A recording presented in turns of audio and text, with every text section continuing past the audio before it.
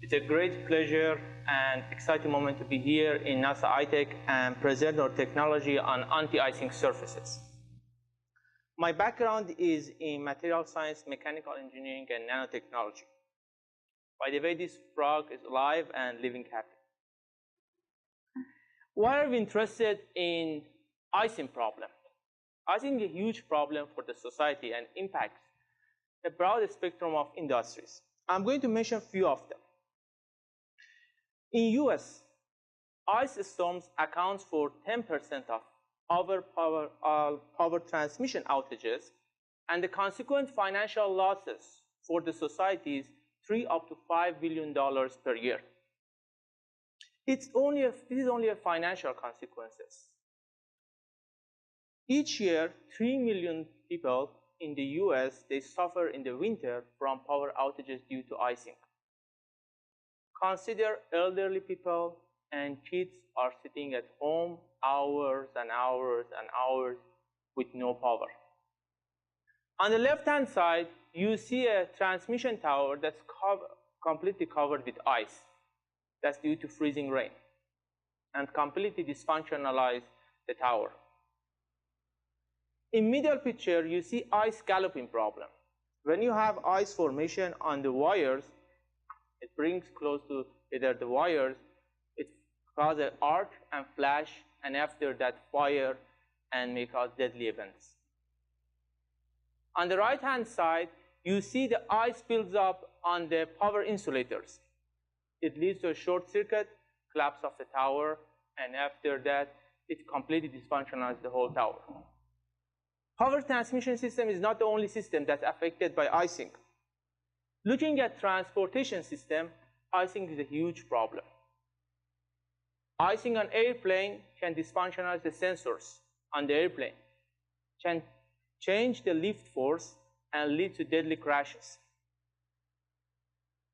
Only in the US, every winter, 100 million people, passengers, they experience this icing problem, only in the US. Looking at the ship industries, icing is becoming a really important problem as we are trying to go to Arctic Circle. Icing is a priority challenge for the ship industries because it can dysfunctionize all the equipment and interrupt the mission. So what's the financial market on the icing problem just in US annually? It's approximately $3 billion in the power transmission system, $2.3 billion in road infrastructure, and $3.3 billion in aviation system. We have a solution for that. We can eliminate these financial losses, and most importantly, we can bring higher quality of life for the people that suffer in the winter. What's our solution? Wood frogs. When we were looking at materials that they can suffer really cold temperature, we look at the nature and try to find the species that can tolerate really cold temperature and live happily. On the left-hand side, you see a wood frog in a sunny day, for example, Houston. On the left-hand side, you see a happy wood frog. It's alive, but it's freezed. 2/3 of its body fluid is frozen, and the wood frog is still alive. How this amazing species does this adaptive response to survive in the winter? Consider that 2/3 of your body fluid is frozen and you're still okay. Here you see the internal structure of body of the wood frog. On the left-hand side, as you see, all the crucial organs of the wood frogs are located in the center. As the temperature goes to sub-zero temperature, ice forms on the outer surface and water migrate from the central part to the outer part. But excessive water migration from central part to outer part leads to the shrinkage of the cells in the central part and they rupture. So wood frog use an amazing mechanism to avoid that. It releases urea and glucose in the central part to avoid excessive drainage of water from the central part. So finally, at sub-zero temperature, what happens on the peripheral part is full of water, but in the central part is a mixture of the water and urea and glucose. As the temperature goes down, the peripheral part completely freezes, but the central part is a shell of the liquid that conserves all the crucial organisms. If you touch these wood frogs, when they are frozen, they are like a stone because it's completely frozen. But in the center, it's made of the liquid, and liquid keeps this wood frog alive.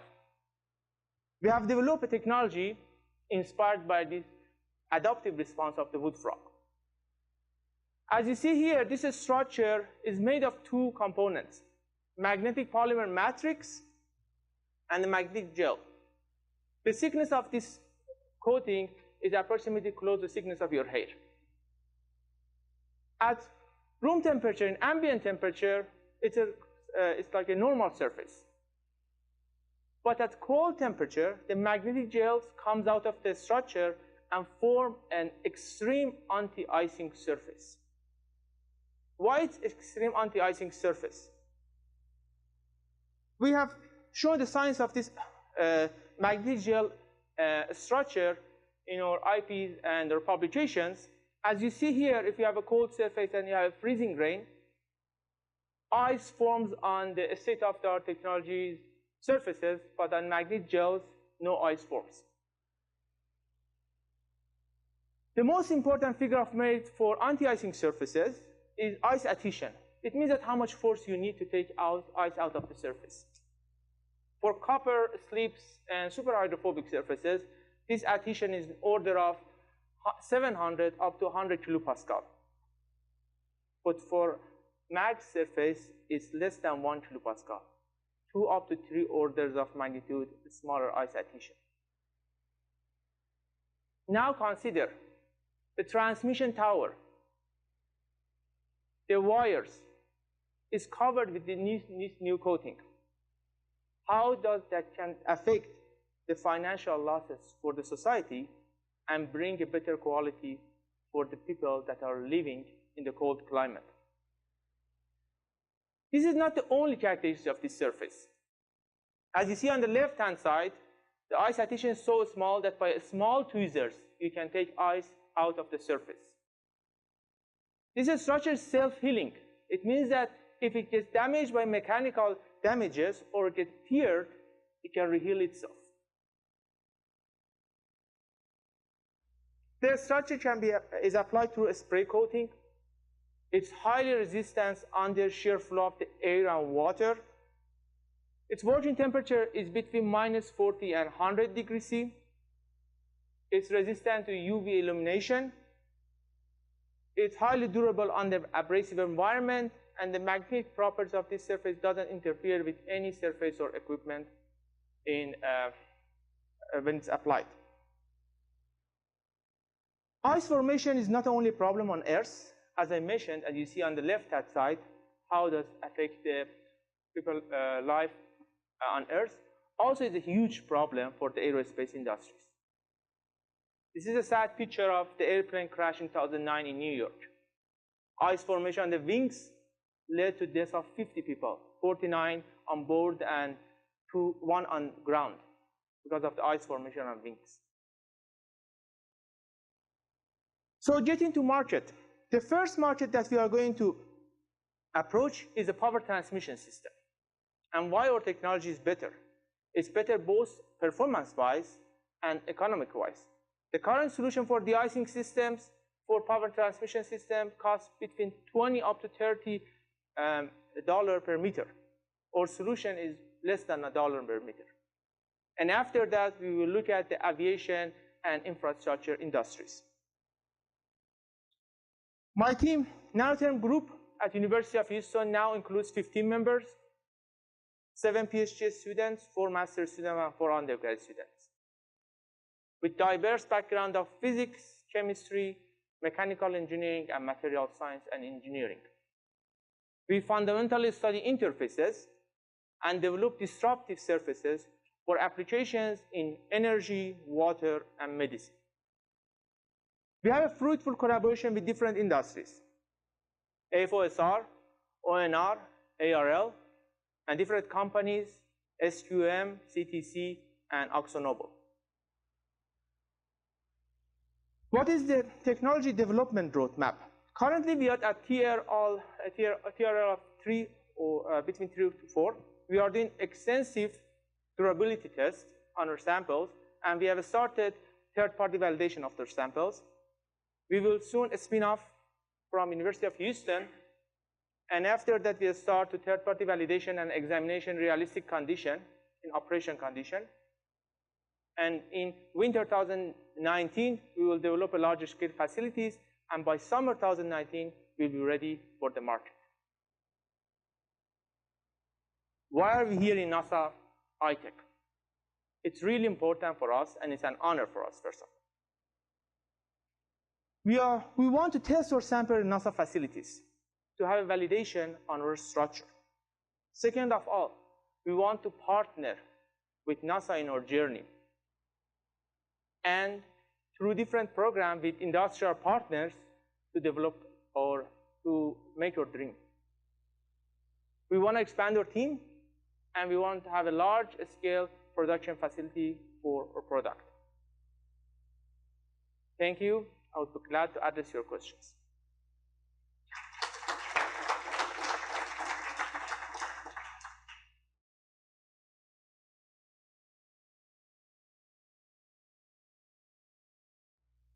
Thank you. Good presentation. I really enjoyed it. Quick question. So you seem to have the gel embedded in a nanoscale structure, right? Yeah. Why would you just not apply a coating on the surface? So we have 2 generations of this one. One generation is adaptive. It only activates at cold temperature, and the other one is not adaptive. So the one that's not adaptive, you can just coat on the surface. For the adaptive one, it's 2 layers.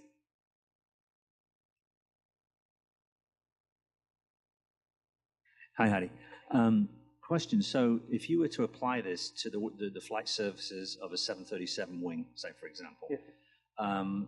How often would you have to do that, and what would be the extra weight, say, per square meter of the material? So the first important, these structures are durable, and they can stay on the surface for a long time, 5 to 10 years. Yes, don't need it. Second of all, the thickness of this surface is between 50 micron up to 100 micron. So based on the surface area of the airplane, I can calculate the weight, but I haven't done the calculation of the weight. But the thickness is the thickness of your hair. I don't think that would be too much weight. The density of the polymers is 1. One place where we have a lot of ice buildup at NASA is doing cryogenic storage and transfer. And a lot of ice forms on pipes and tanks and what have you, and that is one of the challenges we have. And this is an intriguing concept, and I was wondering if you had thought about a wider temperature range, if that would be something that could be potentially expanded. That's a really good question. That's one of the important points that we want to partner with NASA to know more about their problem and how we can apply our surface. Definitely, we can tune the matrix of this structure and change the material to service at lower temperatures. That's not any bottleneck for us. So we can adapt the matrix of the structure to serve at a lower temperature. But I would be glad to talk to you further after.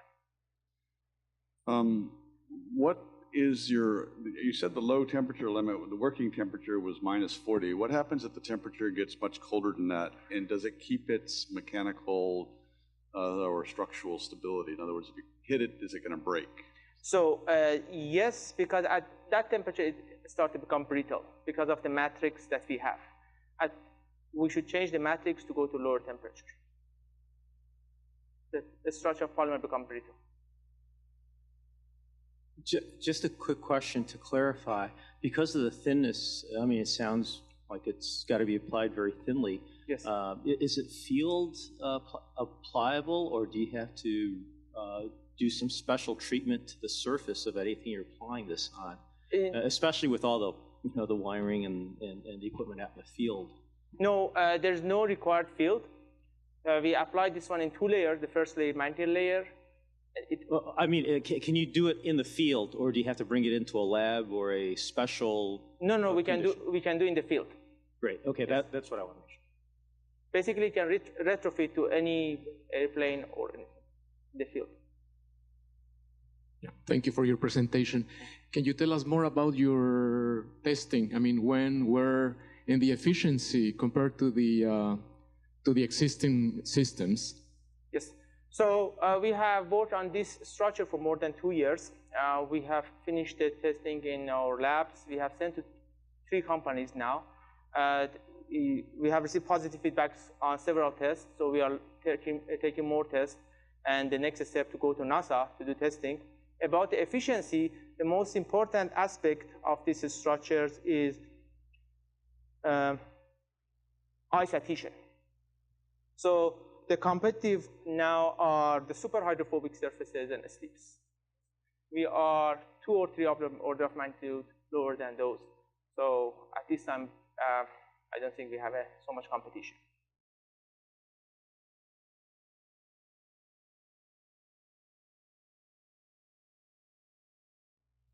Given the way you described how you apply it, is there a limitation to how large an area you can apply this on? No, it's spray coated by gun, so labor can just spray coat. Okay. And how sensitive is the behavior to the consistency of application? You know, particularly for spray coating, if you get a little more here and a lot less there, does it affect the behavior much? No, the thickness doesn't play any role on the ice adhesion.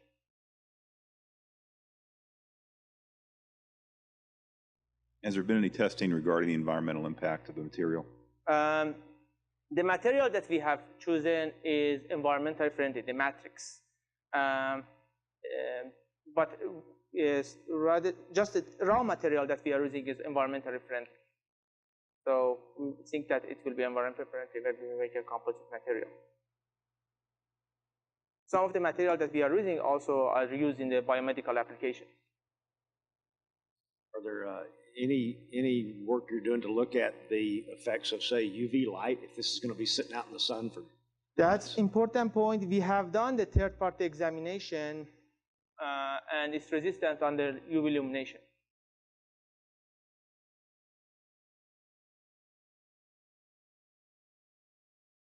Have you done any testing with any interference, electromagnetic interference with anything with the application over wiring? Yes. So first of all, the magnetic field that we have is really small. It's less than 20 millitesla. And we have tested for on the wires on a board, it doesn't interact with any magnetic field or any interference with the device. I hate to keep going back to cryogenics, Sure. but we're talking about in negative 300, negative 400 C, and you've been to negative 40. How confident are you that you can change your matrix to go that low?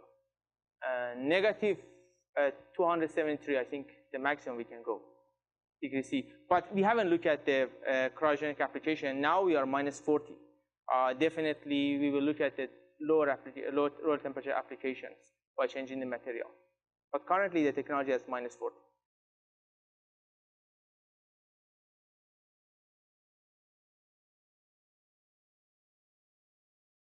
Have you considered other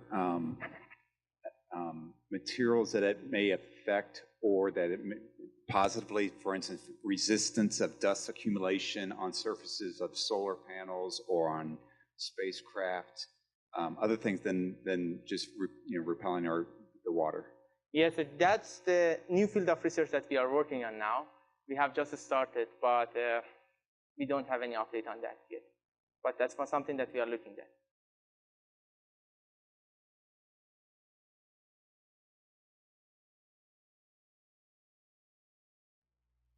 Thank you.